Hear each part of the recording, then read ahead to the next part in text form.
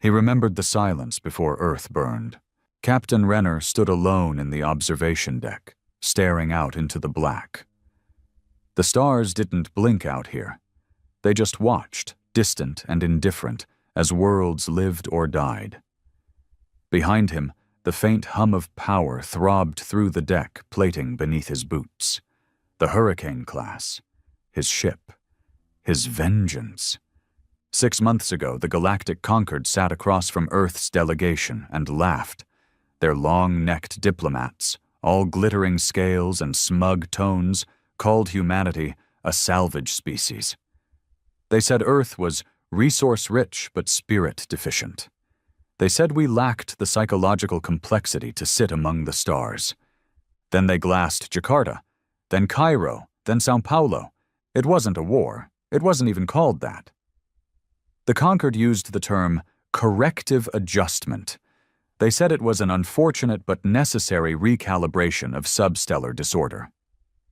And Earth buried its dead and took the hits like a dog trained to stay quiet. Renner didn't. When the old UN command crumbled, when the last of the Terran fleet went silent near Neptune, when our leaders begged on broadcasted channels for mercy, Renner didn't beg. He went dark, took a prototype, an unfinished nightmare, Bofandors, and vanished into deep space. That prototype was now alive beneath his feet. The TNV Vindicator, Hurricane class. Not some elegant, sleek alien toy. It was ugly, brutal. A floating fortress with armor that shrugged off stellar radiation and a weapons array designed by madmen who hated the very idea of negotiation. Humanity's answer to humiliation. He walked the bridge like a ghost. His crew, 143 men, all volunteers, all outlaws, moved like parts of the machine. No ranks anymore. Just mission, just fire. Some had lost families, some had lost whole cities, some had just been waiting for a reason to stop obeying and start killing. "Captain," growled a voice from the helm, "we've entered the outer shell of the Visari cluster." Renner's jaw clenched. The Visari, one of the races that called the destruction of Earth's oceans an unfortunate side effect. The same bastards who handed over human slaves to their insectile allies as gifts of goodwill. "How many ships in orbit?" he asked. 13, sir. 2 capital, 4 escorts, and 7 minor utility class. No signs of active alert." "Good." Arrogance. "Any civilian metrics?" Pause. "Estimates suggest 1.2 billion Vesari planetside, roughly 2% military." Renner looked back at the screen, at the beautiful glittering blue of the Visari homeworld. So similar to Earth, almost mocking. Open communications, unencrypted. The crew hesitated just for a moment. "You sure, Cap?"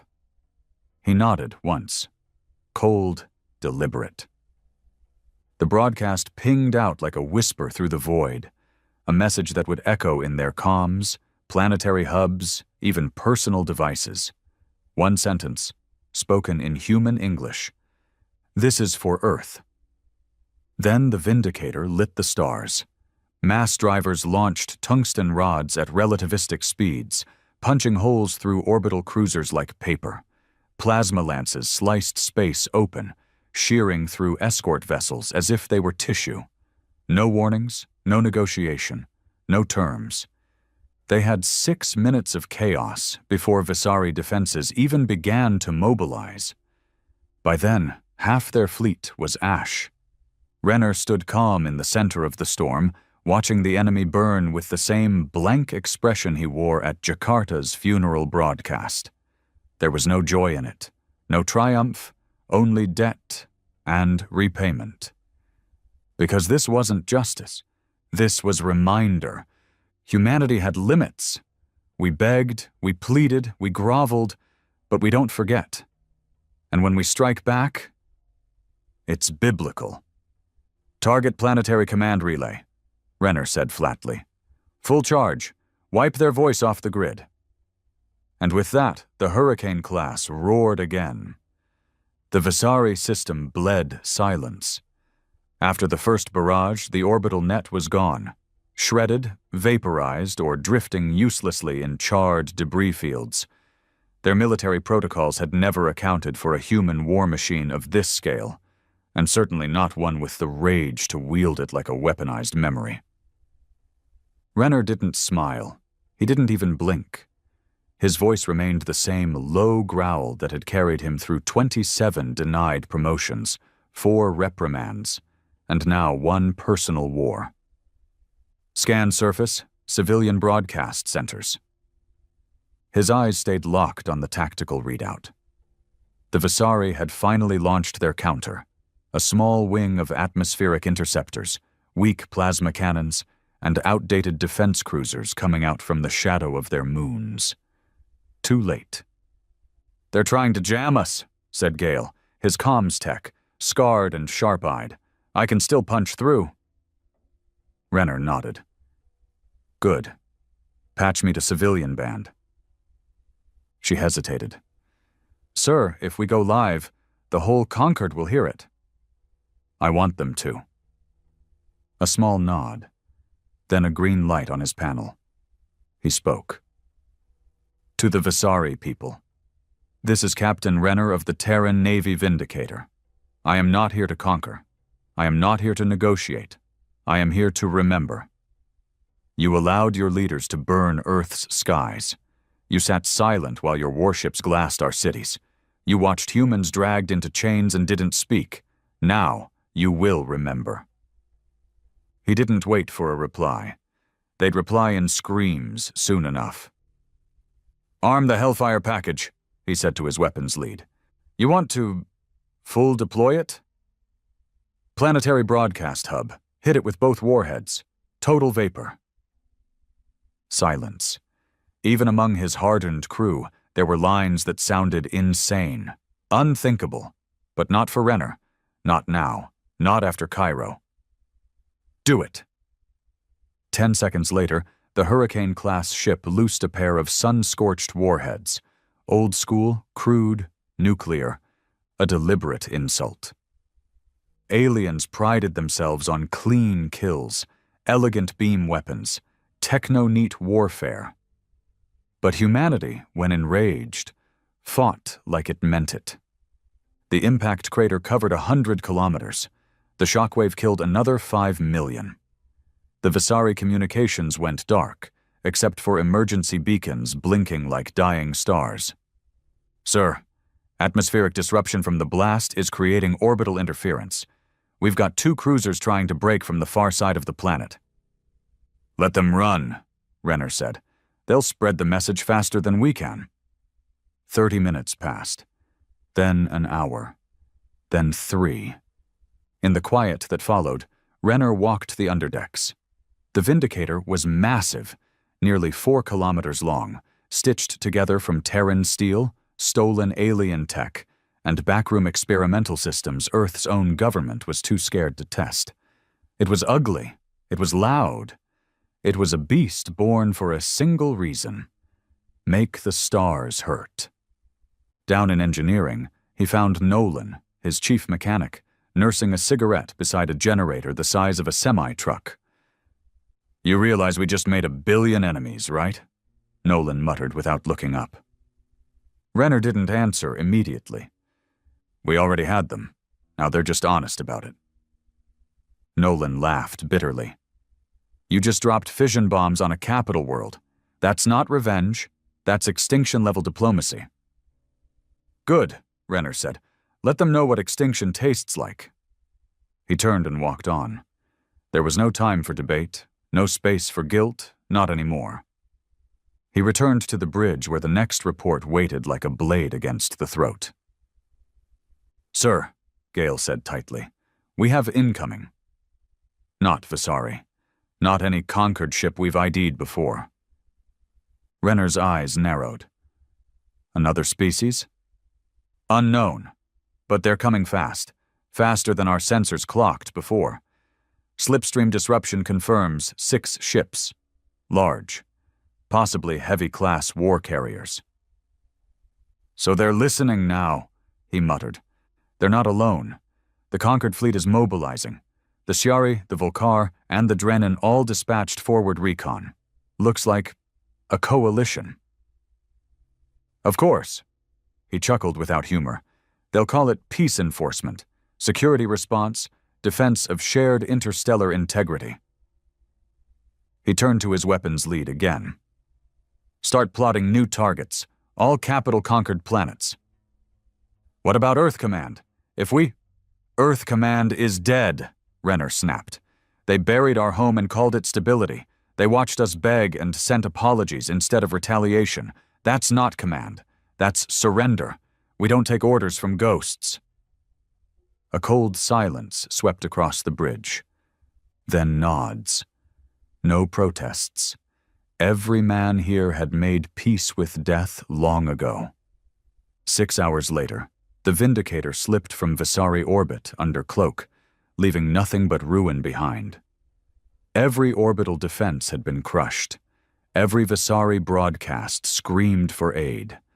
And every conquered ambassador now had a single undeniable message in their hands.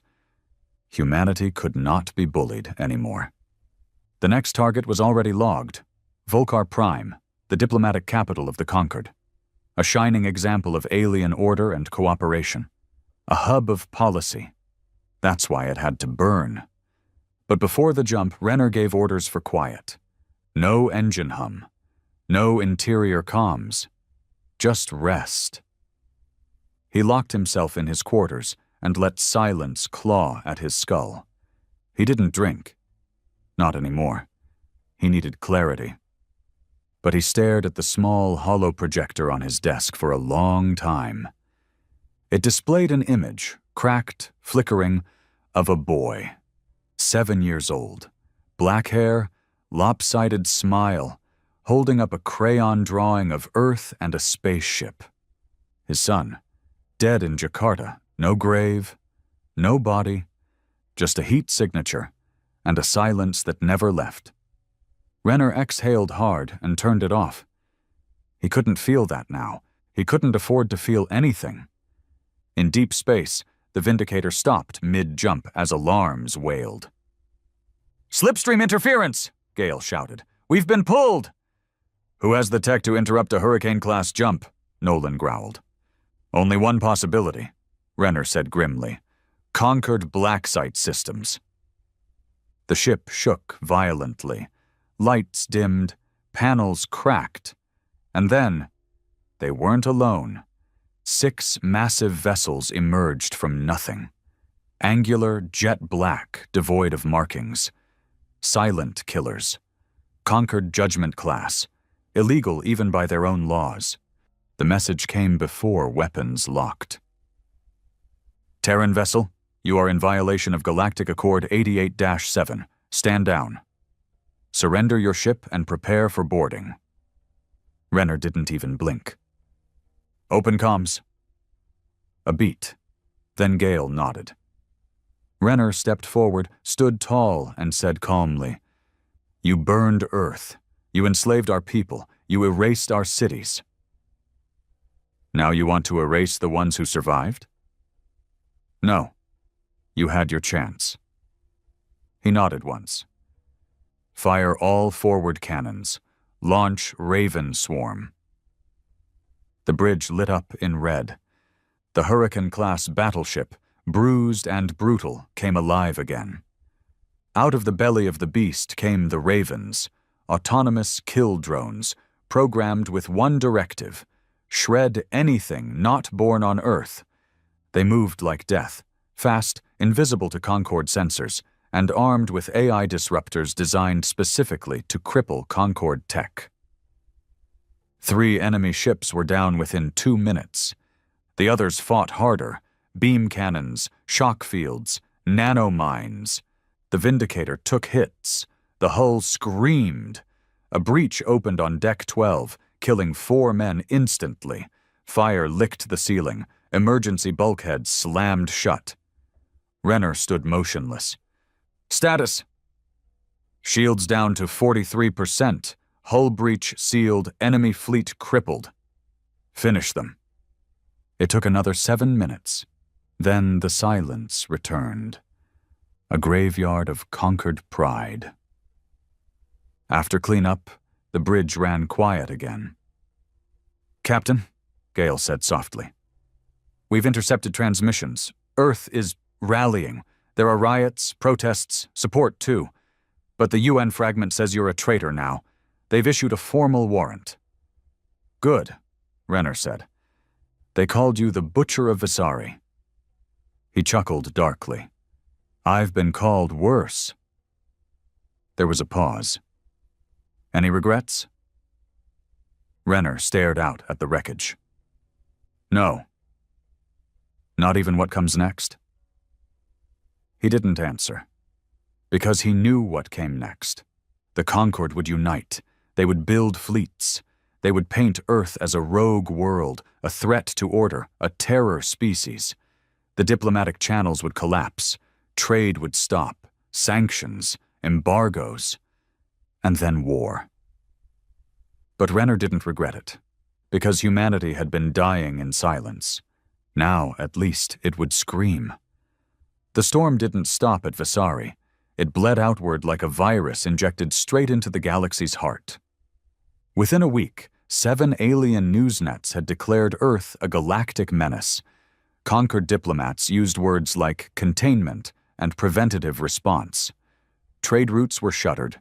Travel zones locked down. Humans living off-world vanished, detained, deported, or dead. But no one could touch the Vindicator. Not yet.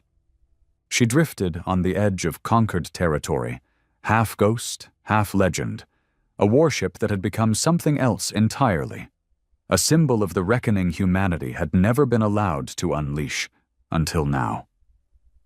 And at the center of it all was Renner. Quiet, cold, unmoved. Inside the command deck, surrounded by scorched metal and flickering lights, he studied the data feed pouring in. A dozen alien systems had started evacuating their outlying colonies, fearing strikes. Fear was good. It meant they finally understood what they were dealing with. "Next target?" he asked. Gale, pale and grim, pulled up the projections. "Volcar Prime is tightening planetary defenses. Interceptors, shield satellites, orbital mines. They know we're coming. Let them. But there's chatter, sir." She hesitated. "They're mobilizing a deterrent force, not standard Concord. This is different. These ships are off record, not officially part of any fleet, but loaded. We're talking AI captains. Experimental weapons, black ops." Renner's eyes narrowed. "They scared enough to break their own rules, huh?" "Terrified," she said quietly. He leaned forward, fingers drumming once on the console. "Good." Then he stood. The Vindicator arrived at the edge of the Volcar system 12 hours later. Not cloaked, not hidden. Renner wanted them to see it coming. He wanted fear to roll through their streets like thunder, but something was off. "Where are their patrols?" he asked. Nolan tapped through the scans. "Gone. All orbitals pulled back. No scout ships, no interceptors. Either they ran scared or—" "They're baiting us," Renner said. And they were. The moment the Vindicator crossed the first defense ring, alarms flared, space fractured. Not just one ship, not 2. 26. Judgment class, interdiction class, even experimental cloaked frigates. They'd surrounded the Vindicator in silence and waited, calculating, cold. "Ambush confirmed," Gale shouted. "Slipspace interference engaged. We're locked out." Weapons charged around them. Hundreds of targeting arrays flicked on in unison. Then a signal came through. Video. High definition. Polished, condescending. A Volcar admiral appeared on screen, long-limbed, smooth-skinned, wrapped in ceremonial armor, the kind worn when one species expected to crush another as an example. "Terran vessel. This is Admiral Sukar of the Conquered Unified Retaliatory Fleet. You will power down your weapons, disable your engines, and prepare to be boarded. You are surrounded. You are outgunned. You are alone. Renner stared at the screen like it had personally insulted his son's memory. Then he stepped forward. You've made 3 mistakes, Sukar. First, you assumed numbers matter to a species raised in chaos. Second, you think we ever feel alone. He tapped a sequence on the console. A deep vibration rumbled through the Vindicator's frame. Something massive shifted in the lower decks. And third, he said coldly, you brought a fleet into range of this. In the belly of the Hurricane class, the Oblivion Lance awoke. It was humanity's secret weapon. Theoretical, experimental, never used, never tested. Until now. A particle cannon wrapped in gravity-folding stabilizers, capable of bending space around its own beam, allowing it to fire through solid matter. It had one purpose: destroy anything it touched, regardless of shields, armor, or physics. Target the flagship, Renner said. Gale's voice trembled. It could overload the core. Do it. She keyed it in, and the Vindicator screamed. The beam ripped through space like the hand of God, a single streak of light, not bright, not loud, just final. Sukar's ship vanished. No explosion, no wreckage, just absence. The remaining fleet panicked. Too late. The Vindicator launched everything it had: Raven drones, plasma storms, kinetic rods. The cloaked ships tried to run. Their stealth tech failed against the Ravens, whose targeting systems were trained to smell fear. In under 15 minutes, 20 Concord warships were reduced to debris and melting corpses. Renner didn't cheer. He didn't even speak. He just watched. As always. But war has a price, and the cost came fast. On the 4th day after the Volcar strike, a message reached the Vindicator. From Earth. Unsecured. Open channel. The voice was raw, unfiltered. Human. This is Commander Thorne, Resistance Outpost Echo 12, broadcasting from Earth.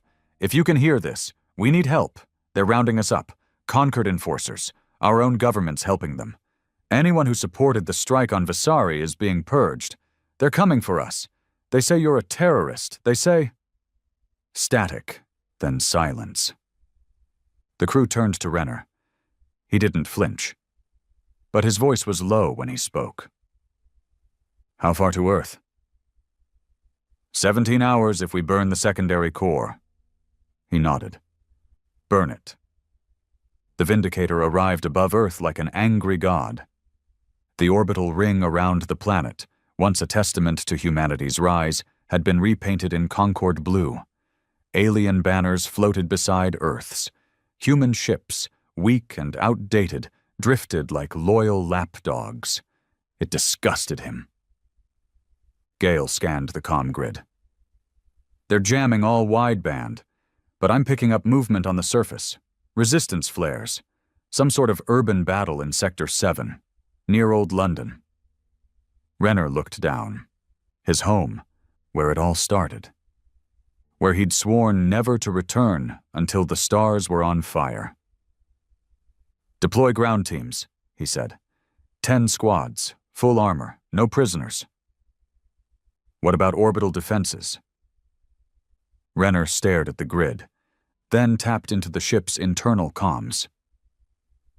This is Renner. Every man who walks Earth today walks for the fallen. No mercy, no hesitation. Get our people. Burn anyone in your way. The battle for Earth wasn't strategic. It wasn't political. It was personal. Conquered enforcers patrolled the streets like foreign kings. Human collaborators herded their own into holding pens. Alien drones floated above old landmarks, enforcing compliance with shock batons and threat broadcasts. But the Vindicator's forces landed hard. Urban tanks, exo-armored troops, fire teams trained to wage war in alleyways and ruins. The streets burned. London became a battlefield of screams and gunfire. And Renner, he led from the front. He stormed the old Parliament building himself, dragging out the last remaining UN dignitary, a gray-haired coward named Aldridge, the man who once told Earth to kneel for peace. Renner put a bullet in his head on live broadcast, then turned to the camera. To every human still hiding, we're back. And to every alien watching, the reckoning isn't over. That night, the fires of London lit the sky. The Vindicator hovered overhead like a vengeful moon. Resistance cells reconnected. Citizens rose. The Concord's grip cracked. But it wouldn't last. Renner knew it.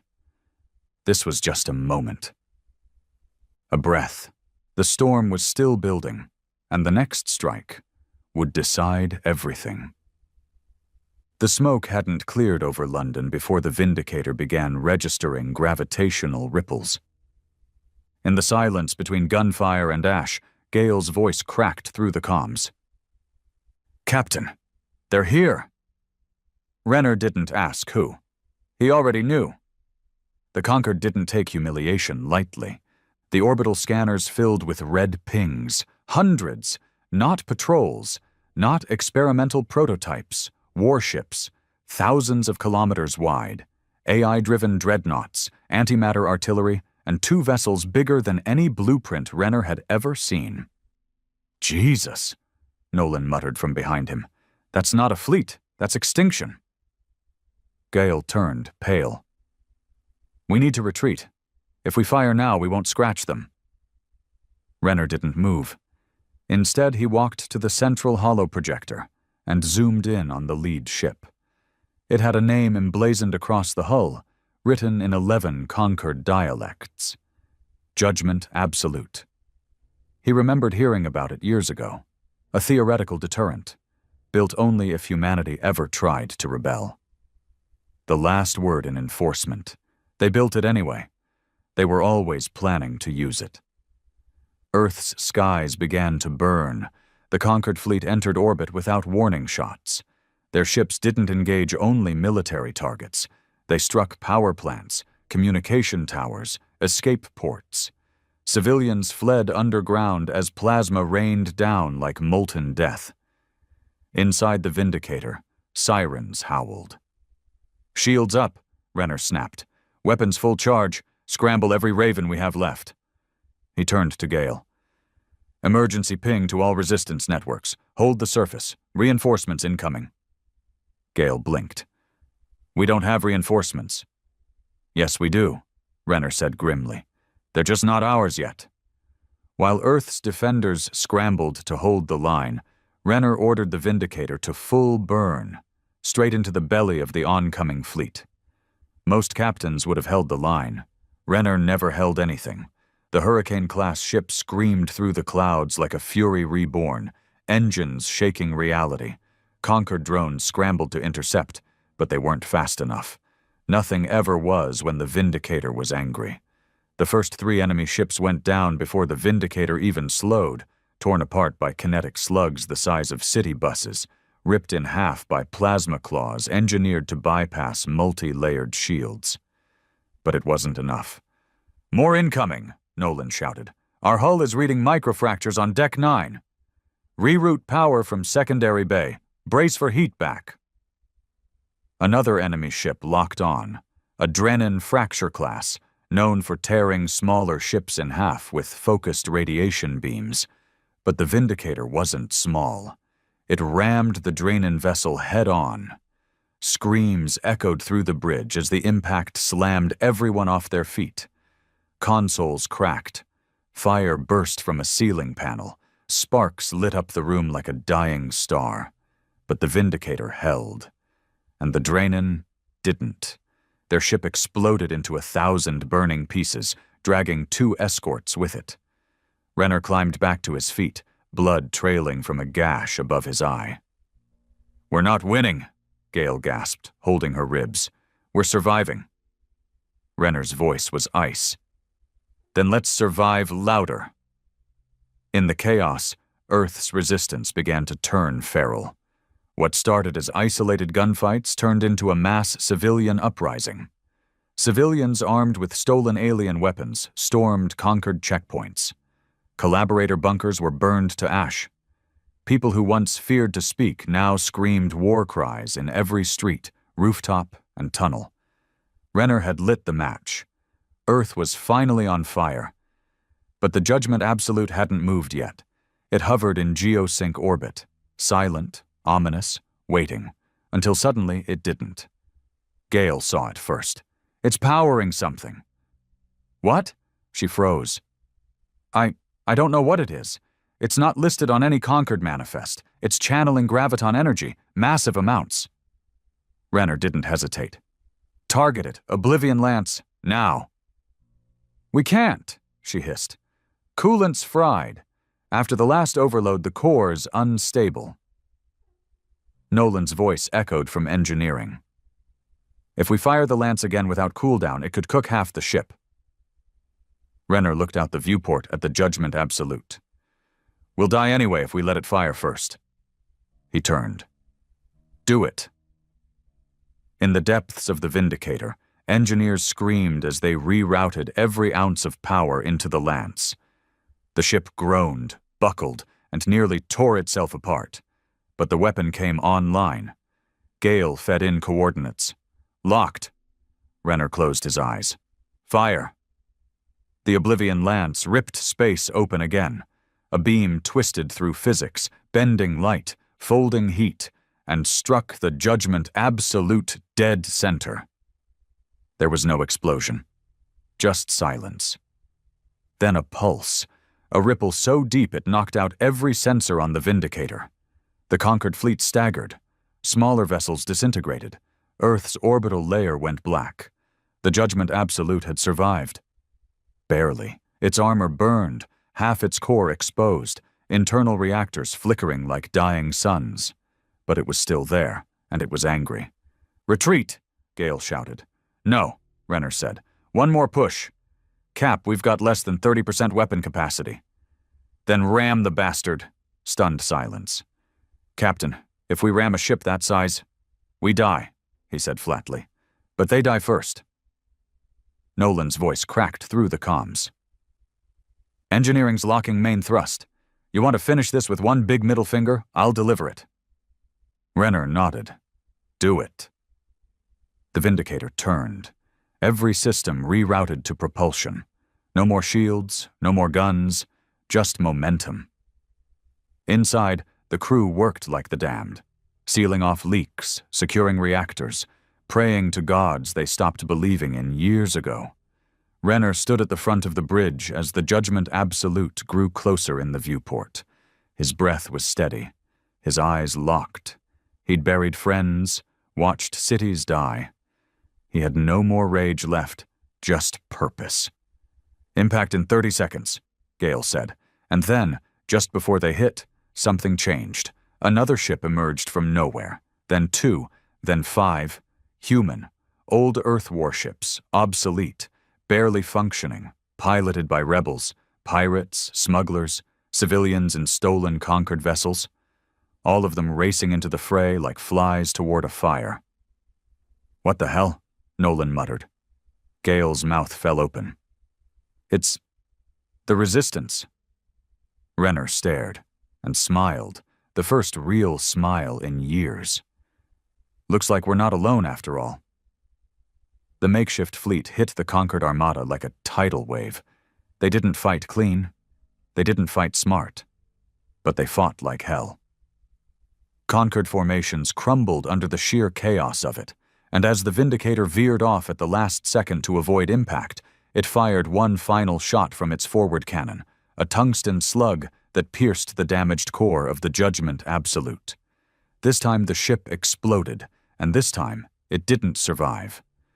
Hours later, the battlefield was quiet, not peaceful, not safe, but quiet. The conquered had retreated. What was left of their command fled to deep space. Earth's skies cleared, and above it all, Barely holding together, the Vindicator floated in low orbit.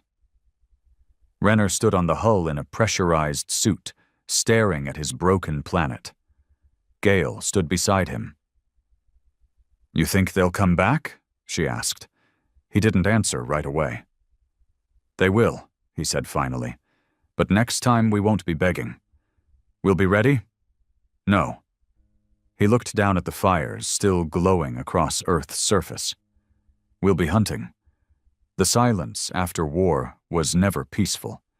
It was heavy, loud in its own way, the kind that settled into your bones and made your ears ring when you lay still, the kind that reminded you it wasn't over, just waiting.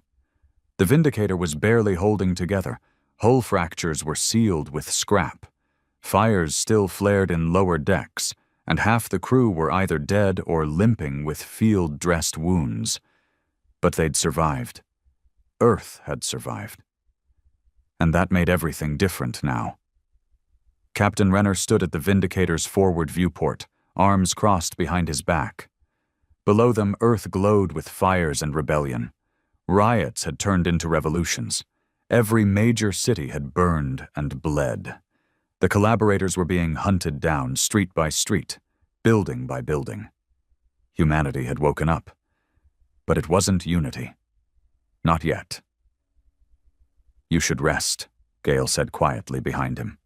Her face was bandaged, left eye swollen shut. She hadn't slept in 30 hours. Renner didn't turn around. "No time for rest." "Sir, we barely won this fight. We can't push back yet. We don't even know what the Conquered will send next." "That's why we hit first," Renner said. She stared. "We don't even have a fleet. We don't need one." He tapped the console beside him. "They sent their message years ago when they torched our cities, when they enslaved our children, when they told us to be grateful they didn't wipe us out. Now we send ours." Gale hesitated. "What message?" Renner looked down at Earth. "That we're not scared anymore." The plan was simple, brutal, impossible. So it suited Renner perfectly. The Vindicator would not wait for the Concorde's next strike. Instead, it would lead a counter-invasion, not to conquer but to crush, to show the galaxy what happened when you backed a man into a corner and told him to kneel. Over the next 6 days, they gathered everything they could. Resistance fighters swarmed into orbit, dragging up every functioning ship they could fly. A few were old Earth Navy vessels, decommissioned and rusted. Most were patched together junkers, stolen freighters, or salvaged Concorde wrecks. They weren't a fleet. They were a threat. And that was enough. "Targets," Renner said as he stood before the holo projector. Nolan pulled up the map. "We've identified 7 prime systems: Drennan, Storie, Visari remnants, and a few Conquered hubs on the rim. Strategic value varies. Some are symbolic, some tactical, but all of them played a hand in Earth's subjugation. Which one will hurt them most?" Gale pointed at a glowing red marker. "Zaros Station. It's a central node. Not military, not political. Economic. Every Conquered trade route flows through it. Shut that down, and they bleed from the inside." Renner nodded. "We hit Zaros." Zaros Station wasn't built for war. It was built for comfort, elegance, trade, diplomacy. It stretched across a Lagrange point between twin moons in the Drennan system, a self-contained world of polished spires, interspecies marketplaces, and golden towers lined with alien art. On any other day, it might have been beautiful, but today, it was prey. The Vindicator dropped out of slip space 2,000 kilometers from the station, followed by 28 ships of varying quality, speed, and fury. Zaros sent no immediate signal. No defenses, no threats. They didn't think humans would dare come here, until the first missile struck. The outer ring of Zaros exploded in a flash of kinetic violence.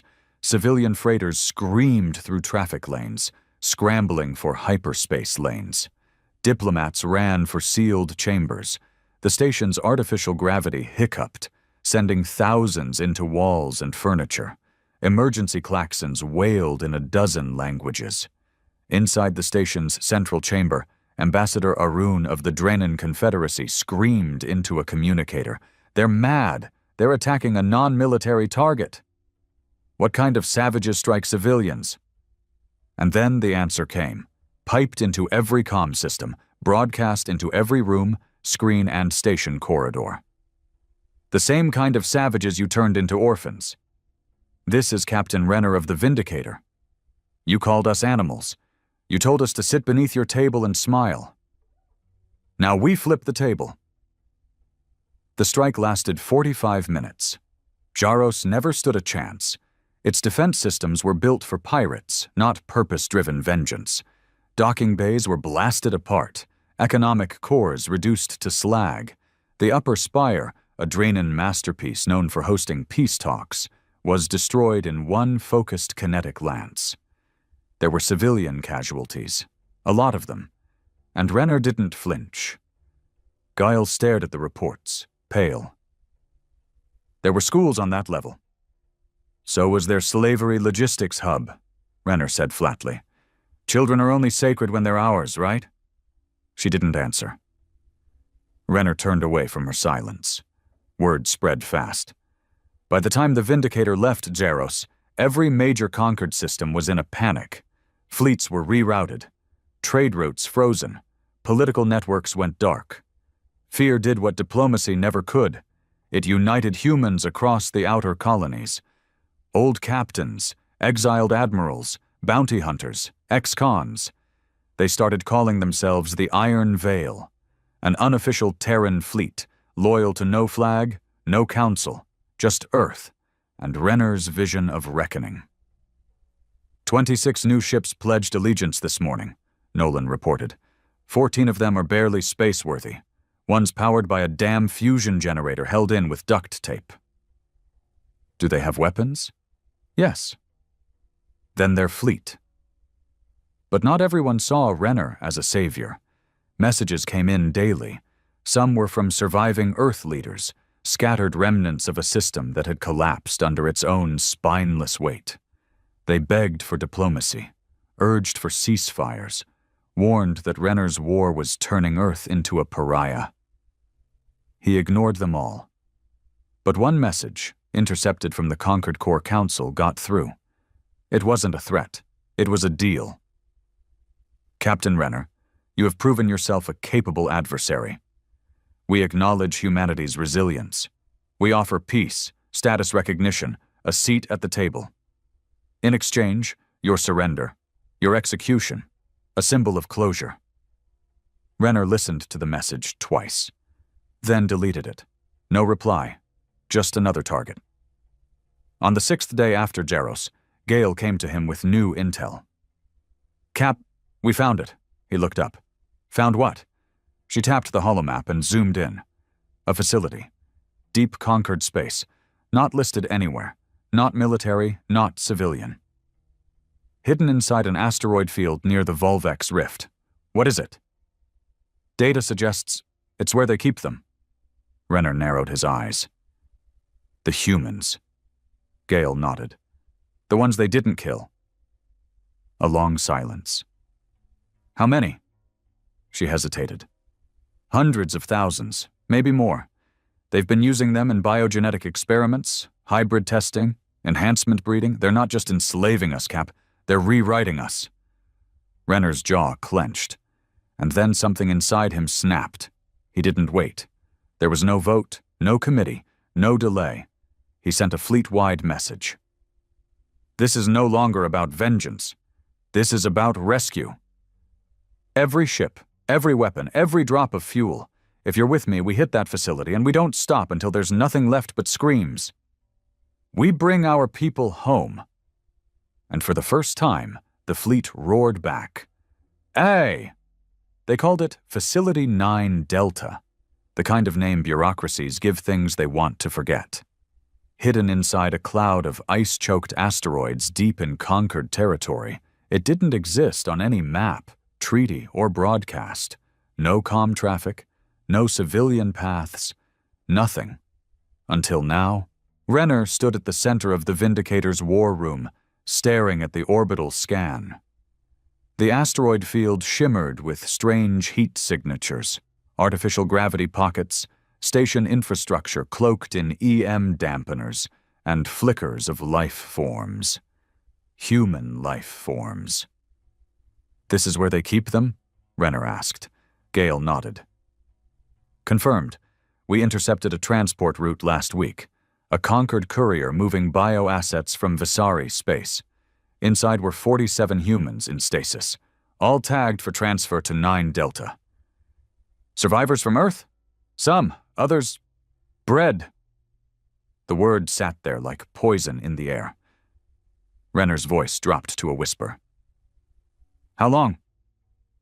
Nolan turned from the tactical screen. "Some of these systems have been active for decades.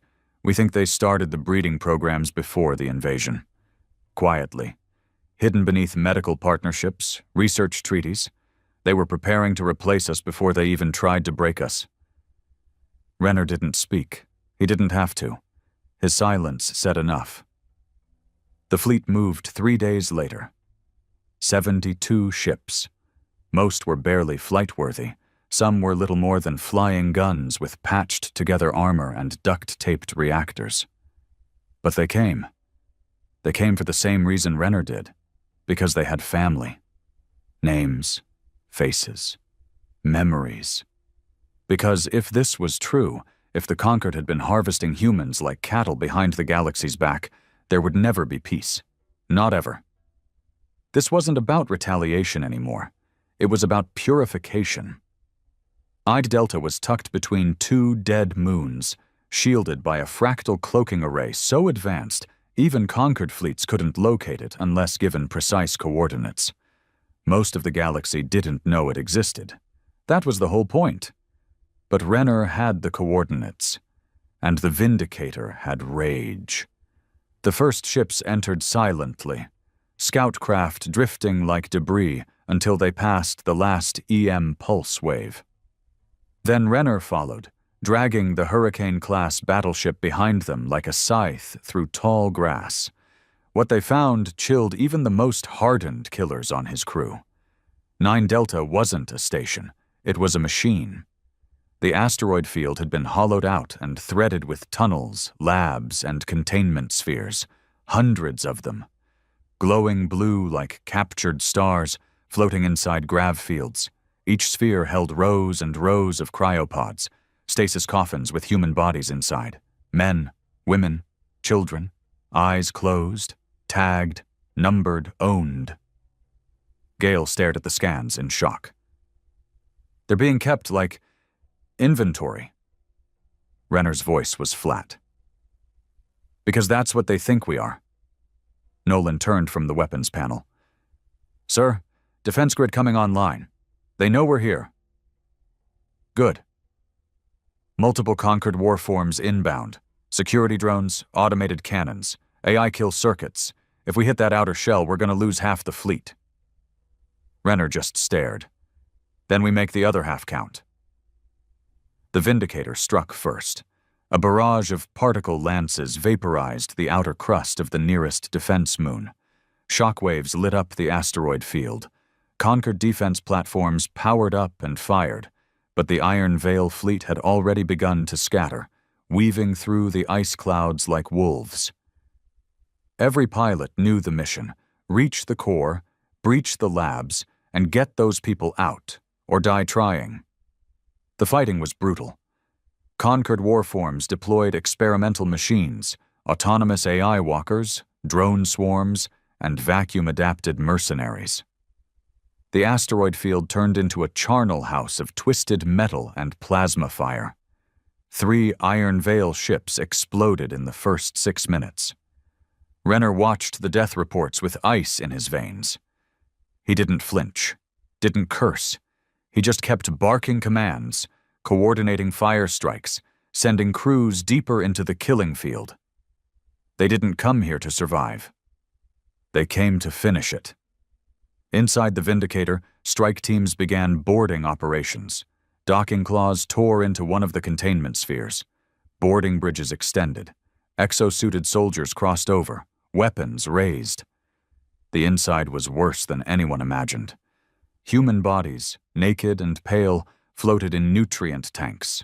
Some were children, modified, genetically enhanced, breathing in some thick green fluid like manufactured fish.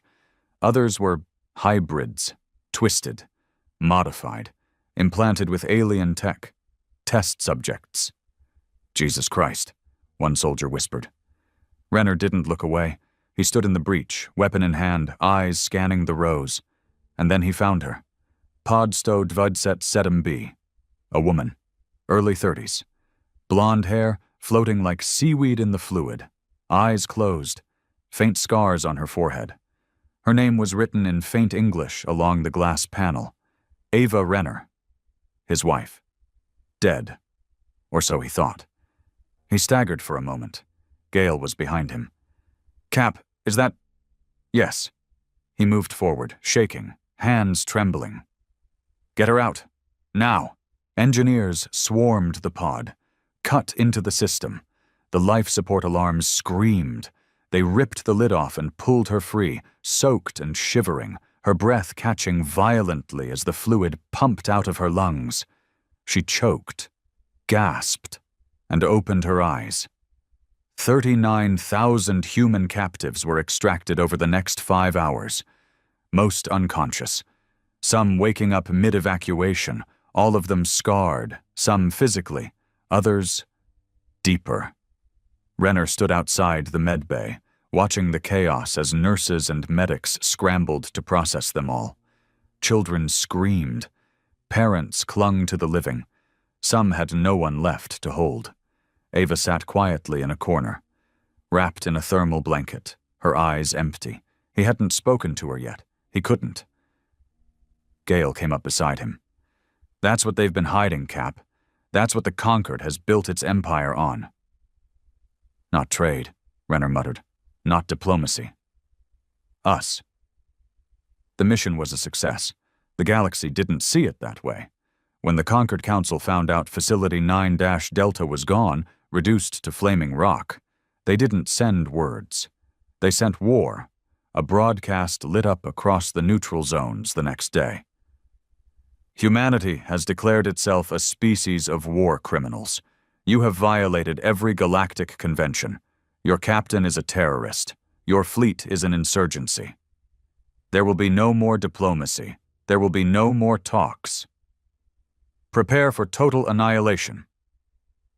Renner stood in the command center of the Vindicator as the message played. He waited for it to end. Then he turned to his crew and spoke. Good. Let them come. Because now they're not fighting rebels. They're fighting survivors. And this time, we're not the ones who need to be afraid. The Conquered didn't bluff. 3 days after the 9th Delta raid, they deployed the Extinction Protocol. The name wasn't metaphorical. From one edge of the spiral arm to the other, their ships lit up. Every fleet, every black site vessel, every mercenary they'd once disavowed. 7 major species signed the new Conquered Accord. 13 more lent auxiliary power, over 9,000 ships with one objective: eradicate Earth.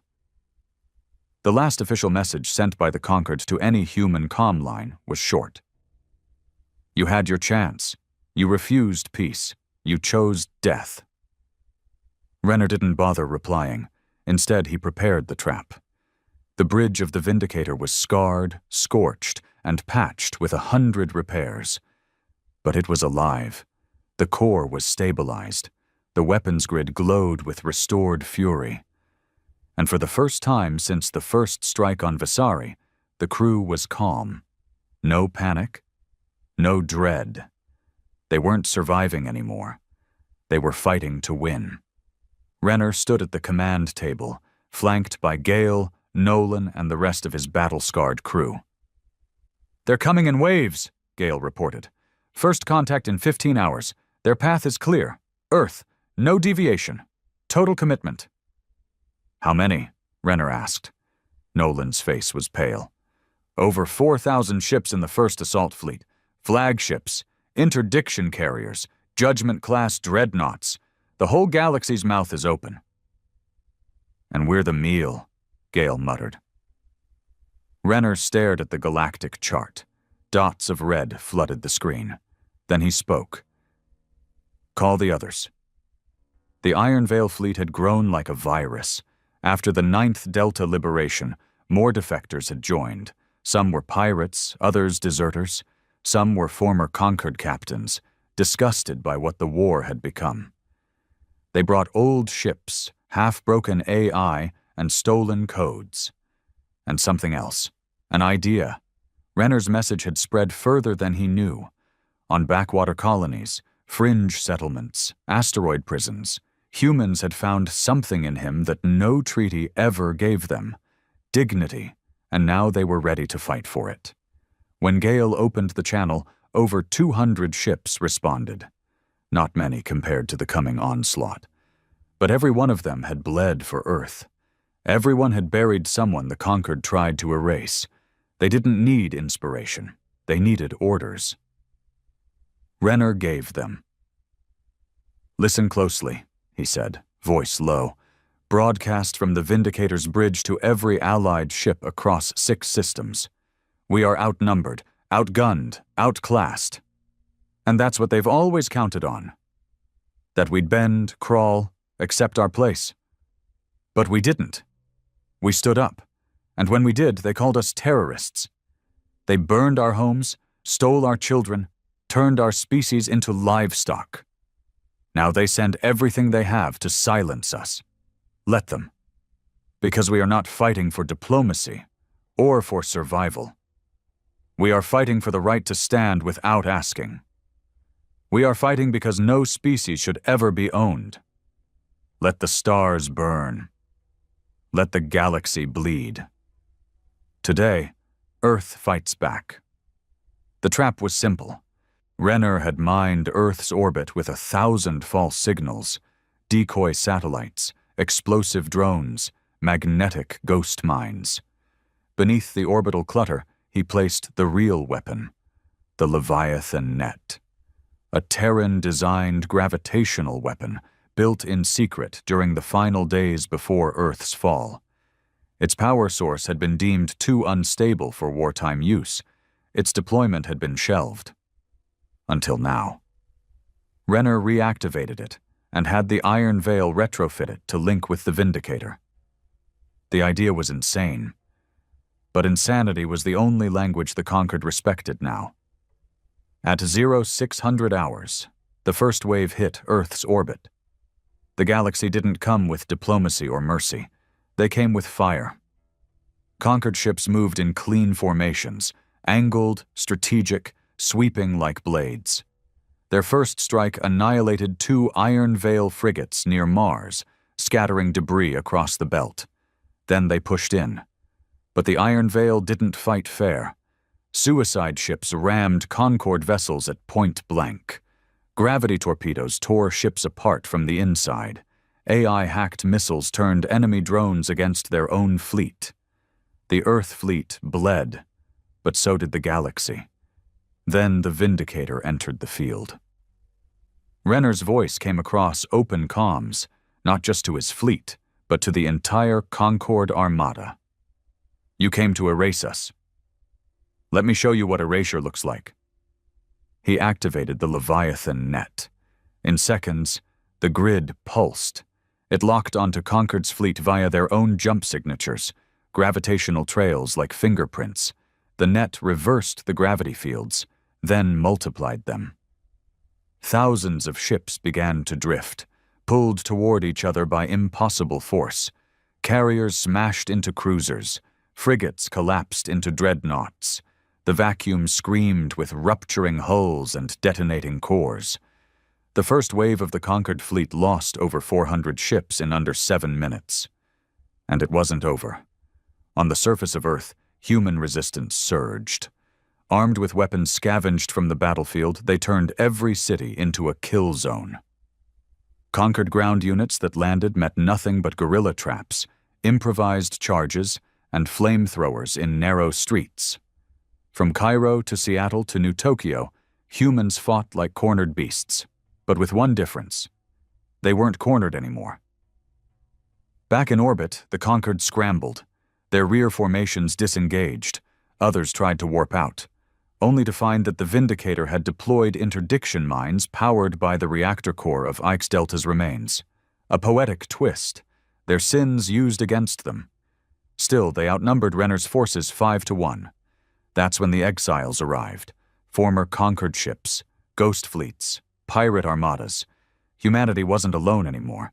From the edge of the system, new signals poured in. Ships bearing no flags, painted black, some with Terran markings, others old and erased. They didn't answer hails. They just fired. The Concord's second wave fractured before it even got close. The final phase had begun. Inside the Vindicator, the core was beginning to overheat.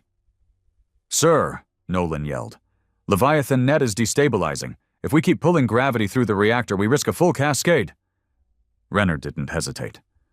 "Route all power to weapons. We'll burn the net if we have to." Guile stared at him.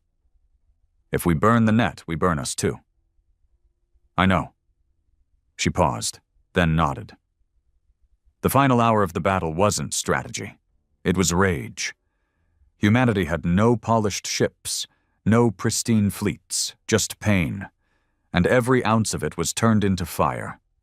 Renner led the final charge, the Vindicator diving headfirst into the Concord's rear flank, cannons screaming, AI drone swarms pouring from every bay. Concord ships turned to flee. They were cut down. Others begged for mercy. They received silence. Renner's last message before the final shot was short. "Earth says no." By the end of the day, 80% of the Concord invasion fleet was gone. The rest, broken, scattered, their arrogance shattered. Inside the Vindicator, fires raged, hull plates buckled. The ship groaned like a wounded beast. Gale collapsed at her console, bleeding from her shoulder. Nolan coughed black smoke. Renner stood at the center, watching the wreckage drift past the viewport. Earth's skies were dark, but for the first time in generations, they were ours again. The war didn't end with silence. It ended with ashes. For 3 days, the sky above Earth remained black with debris.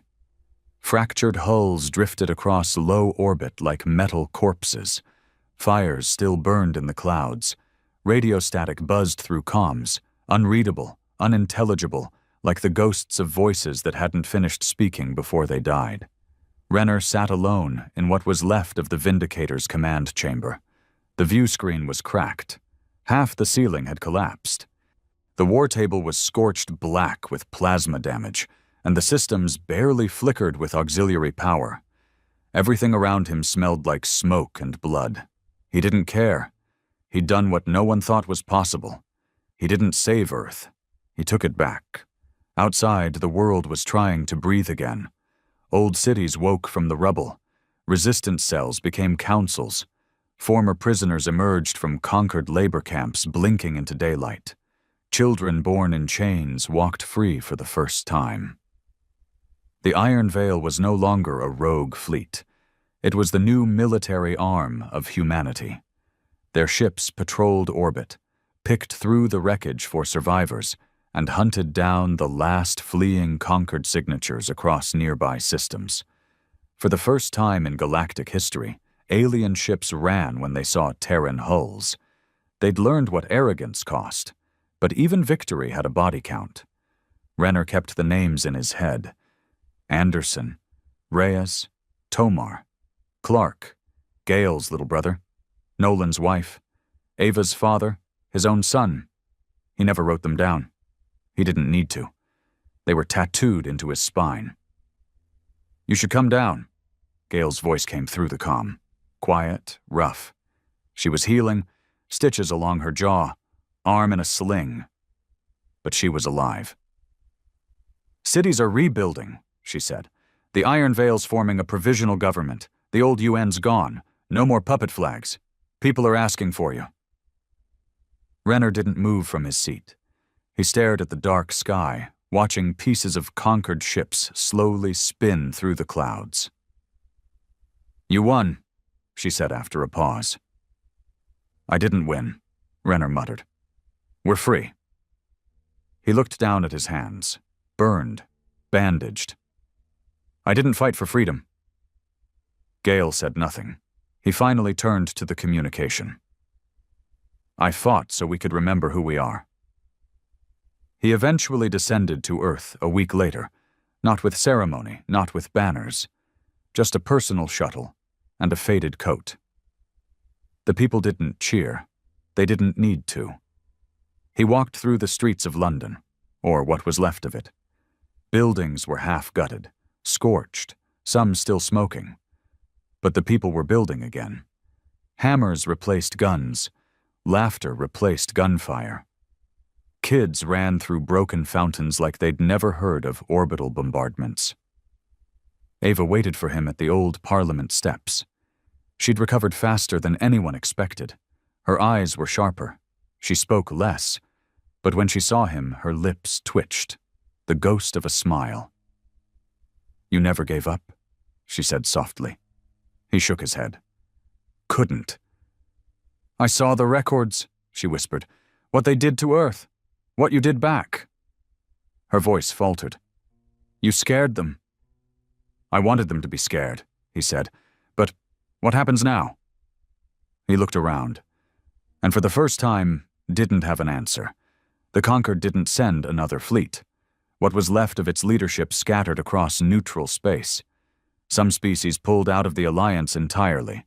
Others signed quiet treaties with Earth, desperate to avoid becoming the next Zeros station.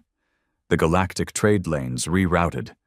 Humanity was no longer considered dangerous. They were now untouchable. But Earth's new seat at the galactic table wasn't built on diplomacy. It was built on terror. And they all knew it. 6 months passed. The Vindicator was grounded permanently, parked in a dry dock facility orbiting Mars. It would never fly again. Its systems were too unstable. Its core had cracked. But no one dismantled it. They left it as it was, scarred, half alive. A monument. Every survivor who walked its halls said the same thing. It didn't feel like a ship. It felt like a grave. Renner refused all political positions. They offered him everything: a seat in the Earth Assembly, a planetary fortress in his name, a galactic ambassador title. Some even wanted to crown him Warden of the Core Systems. He declined them all. "I didn't burn the galaxy to wear its ashes like a crown." So he left. Quietly. No one knew where. Some say he went off-grid, into the deep void, chasing conquered remnants for closure. Others believe he returned to Jakarta's ruins, built a home where his son once played. A few think he died quietly in some off-world colony, a man whose war finally caught up with his soul. But none of them really knew. All they had was his last message, broadcast once before he disappeared, unlisted, untraceable, but recorded. This galaxy doesn't belong to empires anymore. It belongs to the unforgotten. Every name you erased, every child you stole, every city you turned to smoke. They live on, in every human who learned that peace without dignity is just a prettier prison. We don't kneel anymore. You taught us how to fight. Now remember why you should have taught us peace instead. And then, silence. 10 years later, the galaxy had changed. The Conquered was fragmented, scattered into minor states. Some still refused to deal with humans. Others begged for Terran technology and trade. Earth's new military force, still called the Iron Veil, patrolled 5 sectors. No invasions since, no threats. They remembered the Vindicator. They remembered Renner, and they were still afraid. But fear wasn't enough anymore, because Earth didn't want revenge now. Earth wanted truth. So they kept sending out those old cryopod files, the list of names still missing from 9 Delta, the children who'd been sold off before the war even started, still out there, still stolen. And one day the Iron Veil would find them. When they did, the galaxy would remember that fire. Because humanity never forgot. In the end, the galaxy didn't fall, but it changed. And not because of diplomacy, not because of peace, because one man turned a battleship into a graveyard and made the stars remember what happens when you try to cage a species built from war.